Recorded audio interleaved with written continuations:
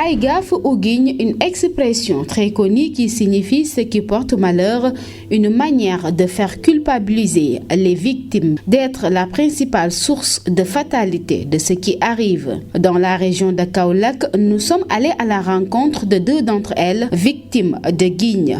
L'une s'appelle Seynabou Thiam, une mère de famille âgée d'une 50aine d'années, avoue avoir été victime après la perte en vie de 3 de ses maris.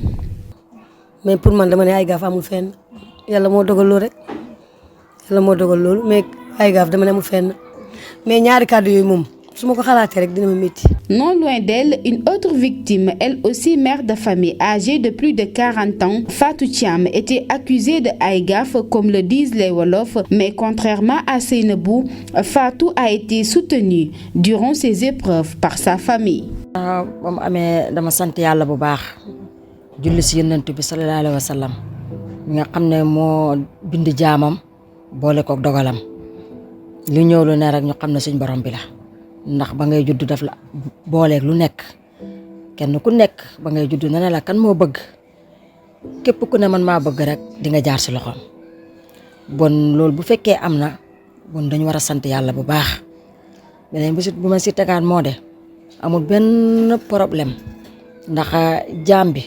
su fekkee suñ borom bi tax na ko natt boobu mu gëm ko nangu natt boobu nangu dogal boobu albatuko teg si dem di daan dooleem di liggéey di dundal boppam di defara boppam di faj soxlaam njabootam bon mu ngi sant yàlla bu baax maa ngi gërëm it sumay waajur ndax tey gannaaw yàlla yonentam bi lu bari sonn ma ko ndax suma waajur bu jigéen Aïgaf boobu man sant naa yàlla bu baax aw ma ko si suma famille ndax suma famille yi ma am yëpp bu ma si dal ñoom dañuy nekk ñoom ñoo may jooy la sax waaye man damay sant yàlla man du ma jooy sax ndax damay indi yàlla teg fa waaye ñoom suma famille ñoom ñoo may jooy la di ma méttilu ba pare nag albatiku nag jàppale ma.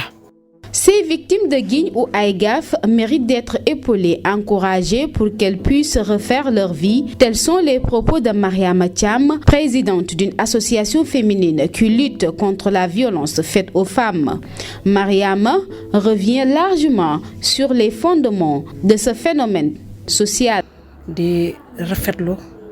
thème bi ngeen xam ne jël ngeen ko muy Aïgaf mu nekk loo xam ne lu métti ci xol la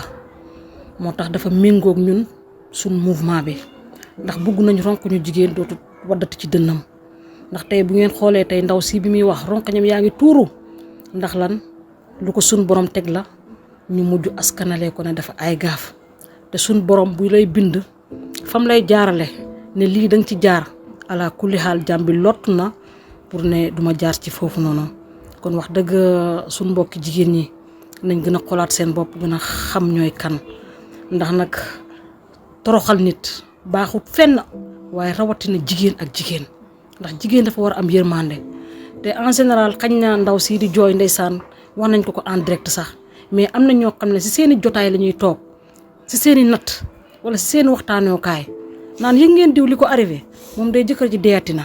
kii dee ay na gaaf soo rombee ñu la koy xoolee mu nekk loo xam ne lu ñaaw la luñ war a dindi la dëgg la luñ fi fekk la ci suñuy maam ndax man damay wax ne suñuy maam ñoo ñu lor ndax mënoon nañoo wutal beneen baat boo xam ne moo gën a rafet ba jigéen ju du ci yëg boppam mais baatu Aïgaf nekk na loo xam ne tur bi dafa rëy ba jigéen juñ ko askanale rek wallahi soo gëmul yàlla dëgg mën nga cee xaru wala nga jëlee si misère boo xam ne mën na laa jural goitre wala cancer ndax bu ñu xoolee tey jigéen ñëpp presque loolu la ñuy dund tey jii sax boo sëyee tey sa jëkkër nga fekk góor goo xam ne dafa am xaalis mu dugg ci yow nga dem benn moment rek jëkkër ji ñàkk xaalis dañuy wax ne ndaw si moo Aïgaf. Pour ce médiateur familial et communautaire, ces accusations entraînent souvent l'exclusion du groupe social. Or, cette perte de reconnaissance communautaire est particulièrement destructrice. Aïgaf, c'est un mot wolof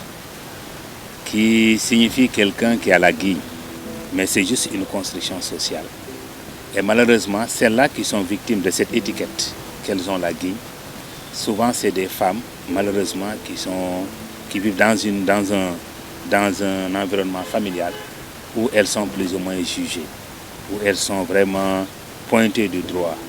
où elles sont plus ou moins esselées.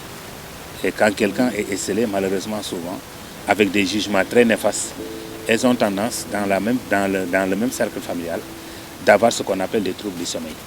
malheureusement. Et quelqu'un qui a des troubles du sommeil, cela veut dire qu'il risque d'avoir des maux de tête. C'est quelqu'un également qui sera sermonné. C'est quelqu'un également qui peut même devenir folle. Aïgaf est une considération sociale qui n'a pas de base religieuse. Selon l'islamologue Khadim Wilane, ces accusations sont totalement bannies par les religions révélées. Aïgaf, ni ko olof di waxee noonu la arab di ko tuddee ak tashaum wala tatayur loolu day loo xam ne islam bi alquran di wàcc ci yonent bi sallallahu alayhi wa sallam da koo fekk ci société yi ñooy aayal gaaf lu bari bi islam ñëwee nag am ci position am ci taxawaay daal di ko tere salawaatullahi wa salaamu alayhi jàngale ko daal di ne loolu amut la tirata wala hamata wala buumata wala safara ne yëpp ay baat la yoo xam ne nit ñi ñu ngi koy utiliser di ci aayal gaaf dara di ci dàq dara dem sax ba ciy bañ dara te yooyu yëpp amul. Rejet, isolement, honte sociale, voire tentative de suicide, les conséquences dépassent largement le simple poids de la rumeur. Entre stigmatisation et manque d'accompagnement, les victimes sombrent souvent dans un silence indescriptible.